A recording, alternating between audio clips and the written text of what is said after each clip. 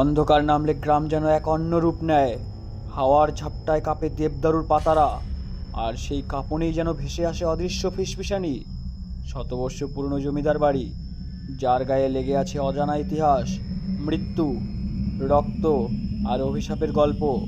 গ্রামের মানুষ আজও দূর থেকে দেখে, কিন্তু ভেতরে ঢোকার সাহস কারও নেই। কারণ তারা বিশ্বাস করে সেখানে আজও ঘোরাফেরা করে এক অশান্ত আত্মা। কিন্তু এক যুবক, অর্ণব, অবিশ্বাস করেছিল। সে ভাবল সবই কুসংস্কার। আর তাই এক ঝড়ো সন্ধ্যায় সে ঢুকে পড়ল জমিদার বাড়ির অন্ধকার করিডোরে। সেখানেই শুরু হলো এক ভয়ঙ্কর যাত্রা, যেখানে প্রতিটি পদক্ষেপে তাকে ঘিরে ধরল মৃত্যু আর অজানা আতঙ্ক। সাদা শাড়ি পরা মেয়ের ছায়া, কালো মন্ত্রের ঘূর্ণি, আর জমিদারের রক্তচক্ষু, সব মিলিয়ে এক অভিশপ্ত রাত। প্রশ্ন একটাই, অর্ণব কি মুক্তি দিতে পারবে বন্দি আত্মাকে, নাকি সেও হয়ে যাবে সেই অন্ধকারের আরেকটি নাম?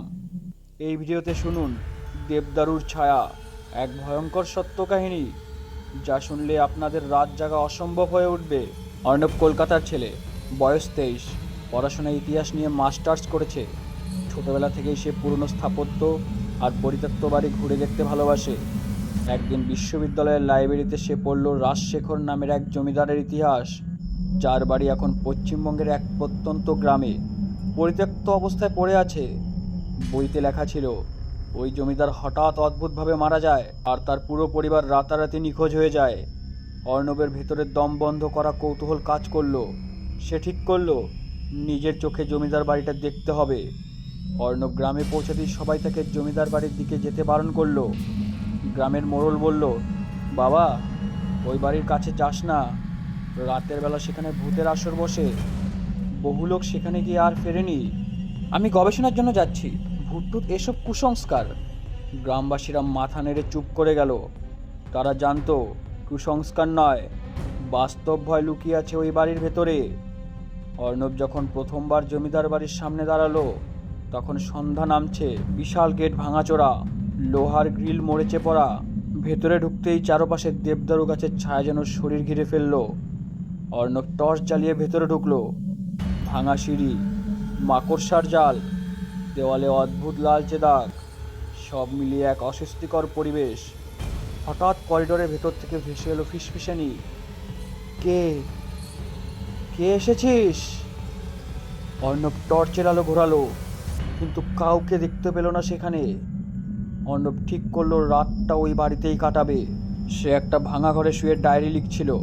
হঠাৎ করিডোর দিয়ে কারো পায়ের শব্দ এলো, টক টক টক। সে টর্চ নিয়ে বেরিয়ে এলো।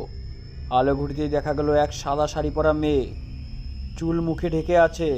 অর্ণব চমকে উঠল, কে তুমি? মেয়েটা ধীরে ধীরে মাথা তুলল। তার চোখের রক্ত লাল আভা, ঠোঁটে অস্বাভাবিক হাসি। তার গলায় স্বর কাঁপতে কাঁপতে ভেসে এলো, এ বাড়ি ছেড়ে যা, নইলে তোকে ওদের কাছে নিয়ে যাব।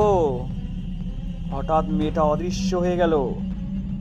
পরের দিন সকালে অর্ণব গ্রামের পুরোহিতকে সব বলল। পুরোহিত গুরু গম্ভীর গলায় বললেন, ও মেয়ে রাজশেখরের মেয়ে অনন্যা। শোনা যায় জমিদার তার ধনরত্ন বাঁচাতে কালো যজ্ঞ করেছিল। সেই যজ্ঞেই নাকি নিজের মেয়েকে বলি দেয়। তখন থেকে ওর আত্মা এই বাড়িতেই বন্দি।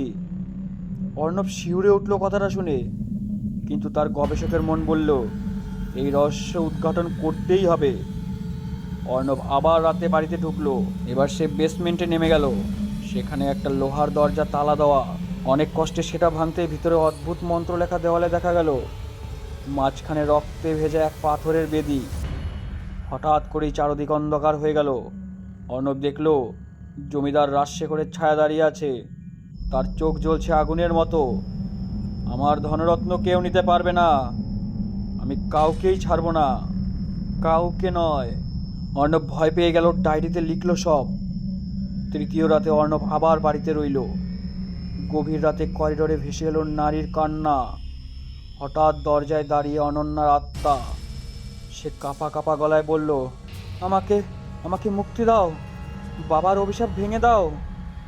অর্ণব বুঝল তাকে যজ্ঞের পাথরের বেদি ভাঙতে হবে। সে পাথর ভাঙতেই চারদিক ঝড় বয়ে গেল। অদৃশ্য শক্তি তাকে ছুঁড়ে ফেলল।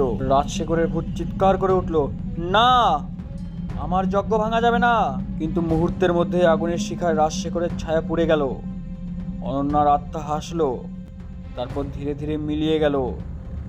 পরদিন সকালে গ্রামবাসীরা দেখল অর্ণব অচেতন অবস্থায় মাটিতে পড়ে আছে। সে বেঁচে গেল, কিন্তু শরীর জুড়ে কালো দাগ। অর্ণব কলকাতায় ফিরে গেল, ডায়েরিতে লিখল, অনন্যা হয়তো মুক্তি পেয়েছে, কিন্তু আমি এখনো রাতে শুনি দেবদারুর ছায়ার মধ্যে ফিসফিসানি, আমি আছি, আমি আছি। জমিদার বাড়ি আজও পরিত্যক্ত। দেবদারুর ছায়ায় দাঁড়ালেই শোনা যায় হালকা পায়ের শব্দ আর মৃদু হাসি। গ্রামবাসীরা এখনো ভয় পায়। আর অর্ণব, সে প্রতিদিন ঘুম ভেঙে আতঙ্কে শিউরে ওঠে, কারণ সে জানে ভূত হয়তো দূরে যায়নি, বরং তার ছায়ার মধ্যেই বাস করছে।